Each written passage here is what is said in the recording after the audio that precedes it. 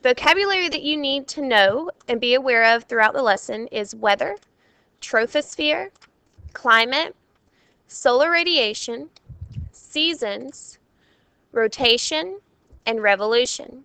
Make sure that as you record this information into your notebook throughout the lesson that you're underlining these key terms.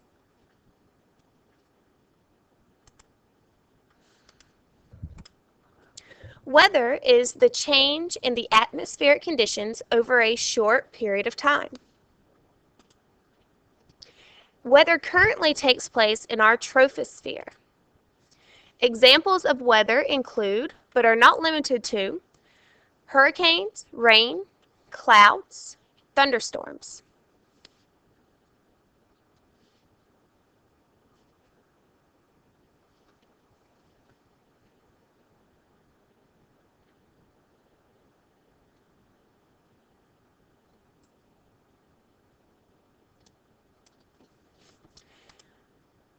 The atmosphere that's closest to the surface of the Earth is the troposphere. You can see this part of our atmosphere in the diagram provided on this page. The troposphere is where most of our weather occurs. As you go higher into the troposphere, the air temperature cools off. The next layer of the atmosphere is the stratosphere. 19% of the atmosphere's gas is here. The ozone layer is also here.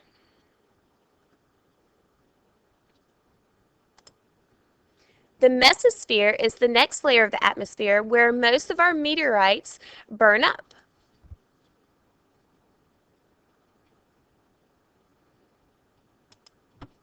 The thermosphere is next up. This is where the high energy rays from the sun are absorbed, and this is also our hottest layer of the atmosphere.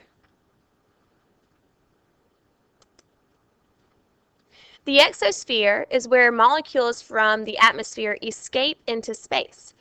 Satellites also orbit around our Earth in this layer.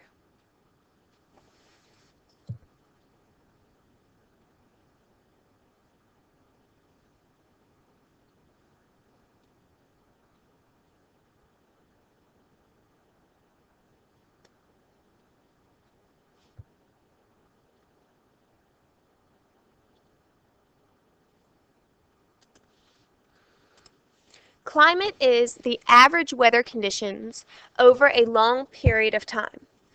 So climate is a long-term weather pattern in an area.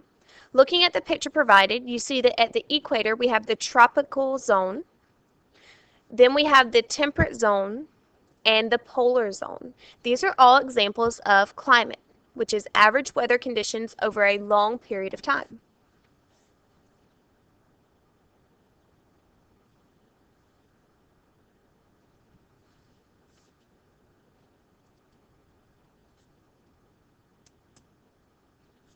Examples of climate is the troposphere or the tropics, which is where we get the majority of our solar radiation, and it is generally very warm here. This is near our equator. Then we have our temperate zones, which are mild temperatures, like what we have here in the United States. And then our polar zones, which is where we have cold temperatures.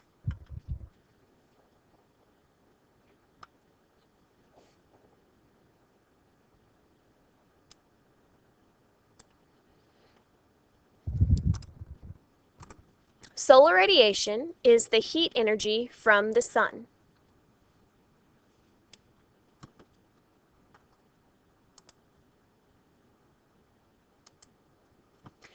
The sunlight that hits the Earth's surface without bending is direct sunlight. The equator receives more direct sunlight than the poles of Earth. If you look at the diagram, you can see that the direct sunlight is hitting more strongly at our equator, and then the sun rays bend over the curvature of the Earth at the North Pole and towards the South Pole.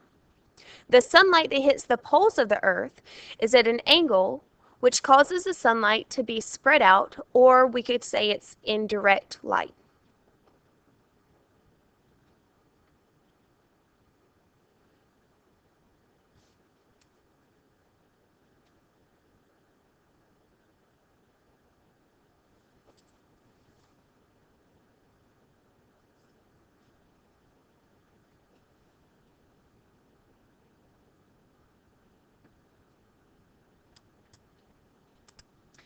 The tilt of the Earth is at a 23.5-degree axis.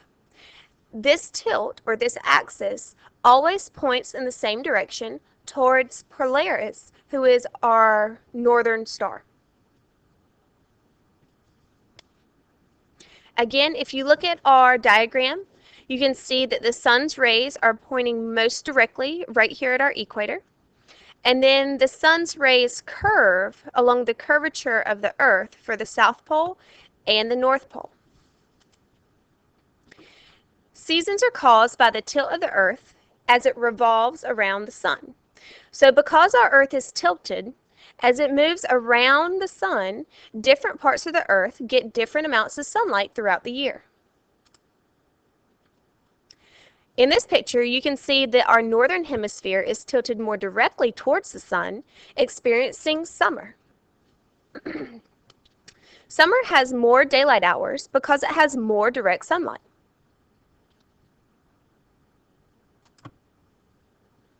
The southern hemisphere is tilted away from the sun, experiencing winter. Winter generally has shorter days because it has shorter amounts of daylight.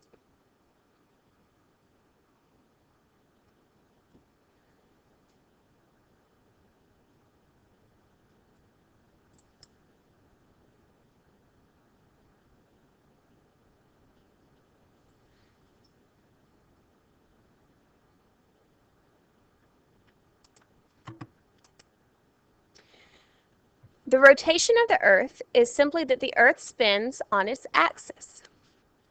The picture provided shows the rotation of the Earth spinning. The spinning of the Earth, or rotation, gives us daytime and nighttime, which lasts about 24 hours total. Revolution is the movement of one object around another object. In the diagram below, you see that the Earth is orbiting or revolving around the sun. One revolution of the Earth around the sun gives us 1 year on Earth.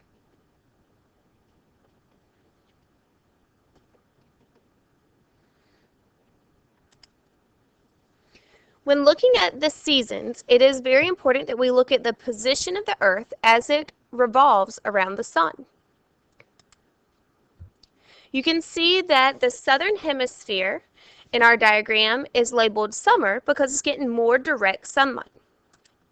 The northern hemisphere of this position of Earth is winter because it's getting less direct sunlight. You can see that the northern hemisphere is tilted away from the sun and the southern hemisphere is tilted towards the sun. As the Earth orbits, the seasons will change. Therefore, we'll go from winter in the northern hemisphere to spring, and summer in the southern hemisphere to fall. As we move on around in our revolution of the sun, you see that the tilt of the Earth is causing our seasons to change in our northern and southern hemisphere. The northern hemisphere now is pointed more directly towards the sun, causing the northern hemisphere to have summer. The southern hemisphere is tilted more away from the sun, causing it to have winter. As we move on around, our seasons continue to change, moving from summer in the northern hemisphere to fall in the northern hemisphere, and moving from winter in the southern hemisphere to spring in the southern hemisphere. Looking at the northern and southern hemisphere, you can see that seasons are opposites in the northern hemisphere and the southern hemisphere.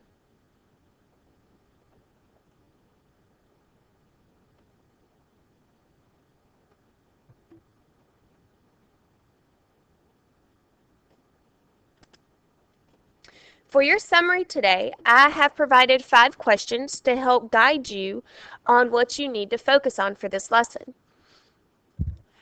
Simply complete the questions in your science notebook, and I will put the answers on here in about 2 minutes.